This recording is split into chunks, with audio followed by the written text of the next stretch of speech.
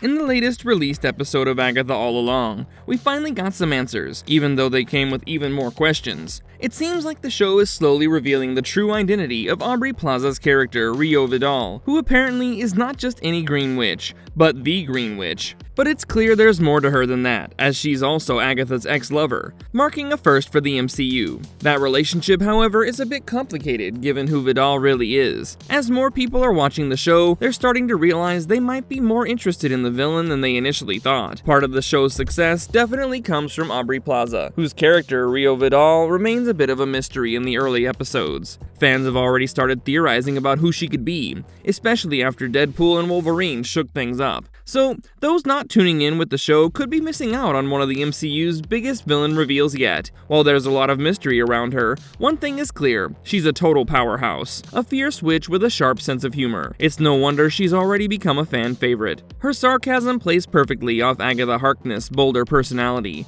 As the series unfolds, it sure will be exciting to learn more about her. But that raises some big questions, because who exactly is Rio Vidal? What's her connection to Agatha, and just how powerful is she? With many theories buzzing off social media, I think it's time we finally discuss the Green Witch. So without wasting another second, let's get right to it. But before we get started with the video, we have a small request for you. If you like our content, subscribe to us and like the video. It might just be a simple click for you, but it means a lot to us. Now that we've got that out of the way, let's get started.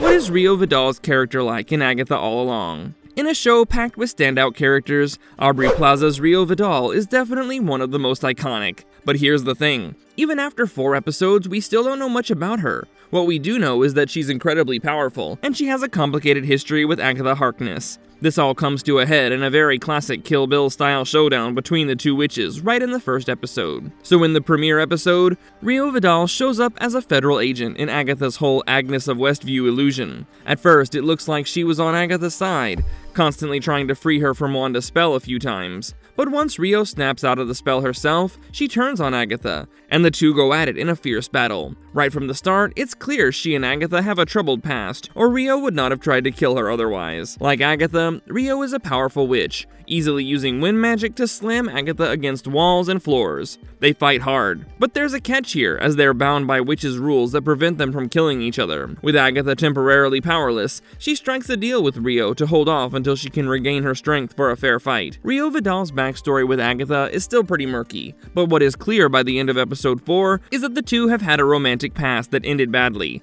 thus leaving a lot of unresolved bitterness. Now that she has rejoined Agatha's coven on the Witch's Road, it's unclear if she can really be trusted. The trickier part here is that Rio doesn't seem to have a direct counterpart in the comics. She calls herself a Green Witch, and was known for tracking movements through plants in Agatha's initial CSI-style reality. But there's clearly more to her, which has led to a very famous speculation that Rio might actually be an avatar of death itself. But as a Green Witch, her abilities are tied to nature. Green Witches have control over earth magic, with powers tied to natural elements, and Rio's wind blasts are just one example of her elemental control. In the second episode, a Green Witch is needed to open the door to the Witch's Road. Although Rio's name wasn't on the list Agatha received, a single black heart was drawn on it, and Green Witches are known for having black hearts. We already saw Rio tell Agatha that hers is black, and it beats only for her. Plus, so far, we've seen that Rio Vidal has abilities tied to nature, healing, and even immortality. During her fight with Agatha, she showed off some of these powers, using air to blast Agatha over a counter, and healing a knife wound on Agatha's hand in a bizarre way by, licking it. In the 4th episode, after the death of Sharon Davis, aka Mrs. Hart, the Coven realizes they need to summon a Green Witch, because, they need someone skilled in horticulture and herbs. By this time, they're looking for a real witch, not just one of Agatha's neighbors. So who do they call? None other than the Green Witch herself, as Rio proudly announces to the Coven. When Rio goes on to explain that magic, as it does, took the path of least resistance, ferrying the closest, most appropriate candidate down or up by bringing her to Witch's Road. This could hint at her rising from Sharon Davis' grave to enter the Witch's Road. However, it might also reference something else that hasn't fully been revealed yet, although the group did seem torn between being terrified of her, or as Jennifer Kale jokes, wanting to get her number. There's an unspoken tension between Agatha and Rio. Sure, Rio tried to kill Agatha in the first episode, so it's easy to assume she's just back to finish the job. At one point, Agatha even calls her a tourist. But by the end of the episode, after a revealing chat where they talk about their scars, it becomes much clearer what's really going on between them.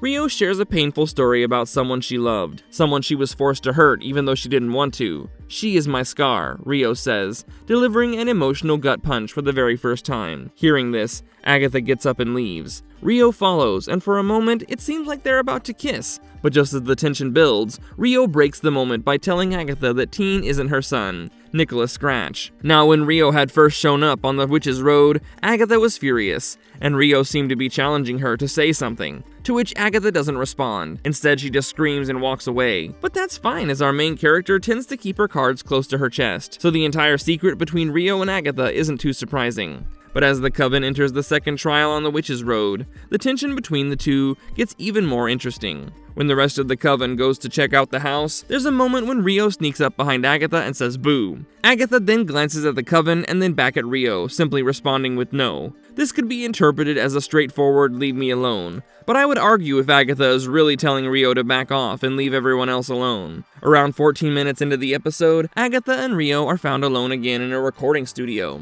When Rio expresses her impatience, saying she feels like causing some damage, and then pulls out a curved dagger, Agatha says she's too early, which might allude to the deal they made in the first episode, where Agatha regains her powers, only for Rio to attempt to kill her afterward. Alternatively, it could also suggest that Rio is too early for something else entirely. So what exactly do all these clues add up to?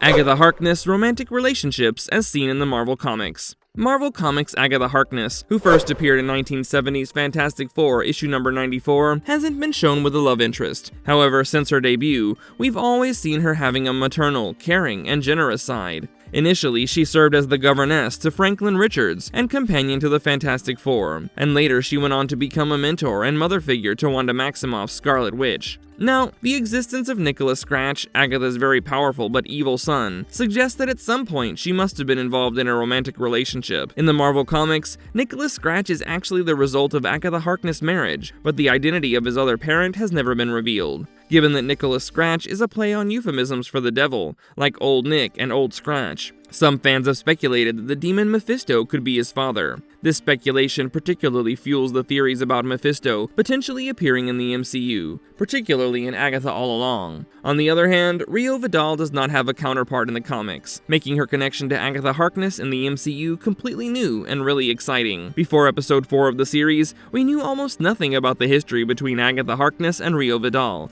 but that has definitely changed. The episode reveals that Agatha and Rio were romantically involved long before the events of the series began. While in the sound booth of the second house of the Witch's Road, Agatha mentions that they used to work together. However, during the campfire conversation, Rio shared that she was eventually forced to do her job, which turned out to be a betrayal against Agatha, and ultimately destroyed their relationship for good. Up until now, episode 4 also strongly supports popular theories that suggest Rio Vidal might actually be Lady Death, hinting at a dark and twisted past for both her and Agatha Harkness in the upcoming episodes.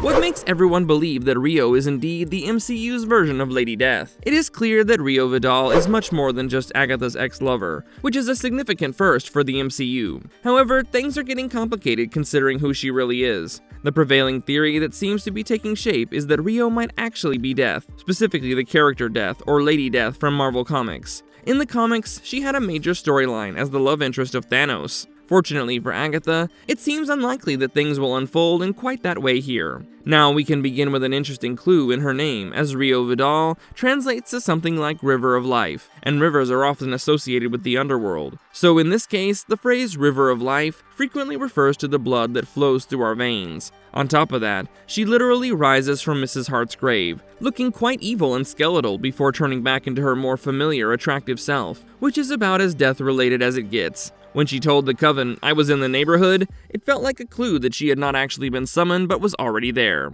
This would make perfect sense if she is, in fact, the personification of death, as her arrival on the Witch's Road could coincide with Sharon's passing. This interpretation is further supported by the way Rio implies she chose to show up on the Witch's Road. While the Coven believes they summoned her, Agatha doesn't confirm this and instead reacts with visible frustration and anger.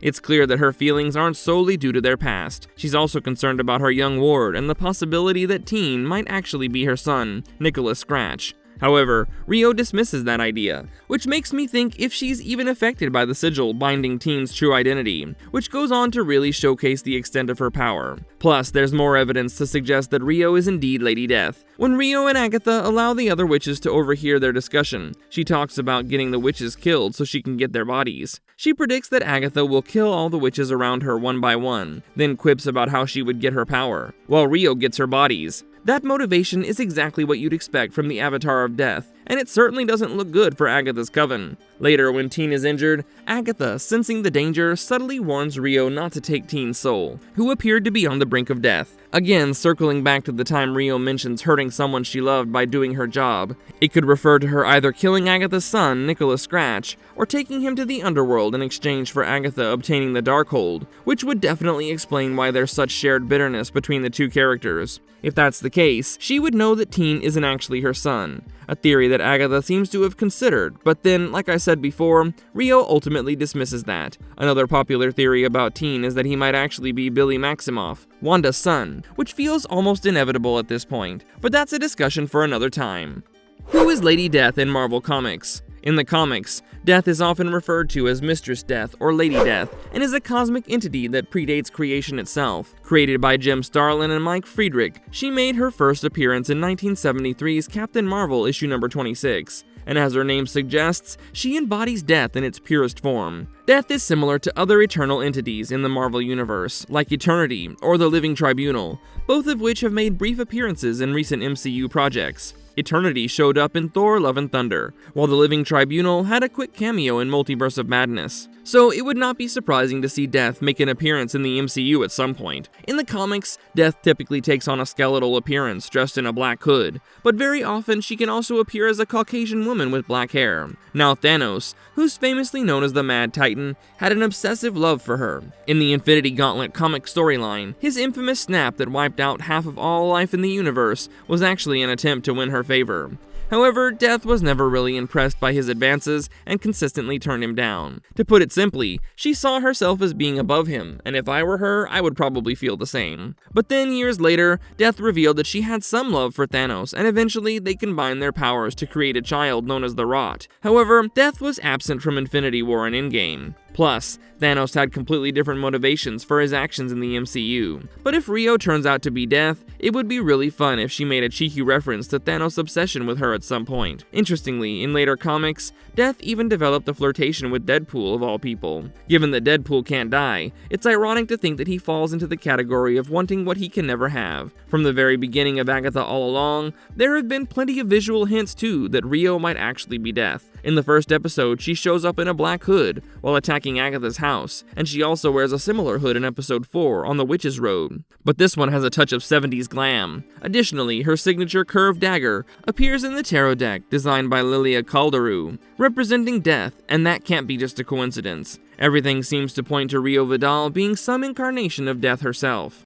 What would it mean for the MCU to introduce Rio Vidal as Lady Death? So far, it seems pretty clear that Rio Vidal is indeed Death, but her portrayal in the MCU will likely differ from the comic character, who's tied to cosmic storylines involving Thanos and other galaxy-wide events. It doesn't look like they're going to adapt any of those original storylines or her other comic appearances, and I haven't found any direct connection between her and Agatha in the source material. But that's just the nature of the MCU, as they often take characters and fit them into new roles as needed. But then, while the MCU chose a different route for Thanos' motivations in Avengers Infinity War and Avengers Endgame, they have still laid some some groundwork for Death's appearance. For instance, Guardians of the Galaxy featured a mural following cosmic entities, including Death, all of whom were vying for the power of the Infinity Stones. While it would make a lot of sense for the MCU to present its version of Death as a wild and tempestuous lover, the intriguing question is whether they've tweaked the comic book concept a bit. Has Rio always been Death, or does she serve as more of an avatar of Death rather than a direct embodiment? This latter possibility could shed light on her identity as a Green Witch. Perhaps she started as a Green Witch who became intertwined with Death in some way. Also, Agatha's comment about it being against the rules for Rio to kill her raises some interesting possibilities about their relationship. It might suggest that they made some kind of oath to each other at some point. On the other hand, it could indicate a limitation on Death's powers within the MCU, in order to explain why she hasn't appeared before. Perhaps Death is forbidden from taking lives directly, and can only observe or encourage others to act on her behalf. Who knows? I think there's a rich irony if Rio is indeed Death. The entity plays a crucial role in Thanos' story in the comics, and MCU is only now introducing its version of Death, 5 years after Thanos' storyline wrapped up. This shift somehow reflects Marvel Studios' growing confidence in exploring supernatural and fantastical elements without worrying about losing its audience. There's another popular theory behind Rio Vidal's true identity. It's possible that Rio Vidal is more than just the version of Death from the comics, as the MCU often blends characters together in interesting ways. For instance, when Lilia showed Agatha her list of names for forming the Coven, Agatha seemed particularly unsettled by the 5th name, which was represented by an image of a black heart. In the comics, Blackheart is known as the son of Mephisto, who was created from the dark energy he collected from a place notorious for its murders. Blackheart has been a major enemy of the Ghost Rider, and originally lived in a hell dimension until Mephisto sent him to the earthly realm. Blackheart has the ability to change his physical form and wields power over dark energy. So if Rio is indeed inspired by Blackheart, that would make her more of a demon than a witch. It's already been established that Agatha can't absorb Rio's powers without risking her own life, and if Rio were truly a demon, Agatha would not be able to absorb her powers at all. Plus, at the cost of repeating myself again, when Rio makes her entrance, she crawls out from the ground where Sharon Davis was buried after her tragic death, which suggests she might have emerged from some kind of underworld. Could it be hell itself? It's possible that Death needs a physical form to exist in the living world. In the comics, she's taken on a human host before, especially while interacting with the Scarlet Spider. It's also worth considering that her corporeal form could be connected to Blackheart, Mephisto's child. After all, we finally got a name drop of Mephisto in this series, which likely has deeper significance beyond just introducing the character. Whether Rio Vidal is Death, Blackheart, or a blend of both, it seems we're in for some revelations in the coming weeks. If Rio Vidal could potentially be Blackheart, she would be Mephisto's daughter, or even Mephisto themselves, which could certainly clarify her fascination with bodies. It might also shed light on why Agatha is so desperate to prevent her from taking Teen's soul. Plus, the way she mentioned how she came up instead of down upon being summoned by the Coven definitely adds another layer to this theory. Other theories surrounding Rio Vidal's identity. So, another possible inspiration for Rio's character is Gaia, the Earth Goddess. Like her Greek counterpart, Gaia is seen as the mother of life and has many children, including the Titans and Cyclopses. As an elder god, she once birthed new gods, which led to generations of deities on Earth, allowing her to possess immense power. Being a goddess, Gaia is immortal and has healing abilities. It seems like Rio shares this immortality with Agatha and the other witches. Plus, Rio demonstrates her healing ability when she licks Agatha's wound on her hand. While Rio may not be a direct representation of Marvel Comics Gaia, it's somewhat clear that Gaia has influenced her character, especially since Agatha would face dire consequences if she attempted to absorb Rio's powers. Plus, her assertion of being the Green Witch suggests she has some kind of ancient elemental power, and who better than the elder god of growth and healing? But for me, that theory seems less likely given the current context, because what would an Earth Goddess do with wanting dead bodies? Given her conversations or her nonchalance toward almost everything, it would make more sense for her to be a fusion between Blackheart, Lady Death, and Mephisto, especially because it feels like she's here to witness the Coven's demise, and then claim their souls for the underworld. There's certainly more to unpack, especially regarding the relationship between Agatha and Rio, but the clues are accumulating, and we'll have to wait and see if the bodies start piling up as well. And with the big reveal about Vidal's true identity still being on the horizon, the clues might not be too far off. Just look at how quickly we've gone from thinking Teen was just some random character to speculating he's Agatha's son, and now possibly even Wanda's son, all in just a few weeks. So I'm really curious to see what new revelations will come our way in the next episode. With that being said, which theory according to you makes the most sense? Let us know in the comments below. If you like our content, like it and subscribe if you haven't already. Have a good one and be safe. Thanks everyone!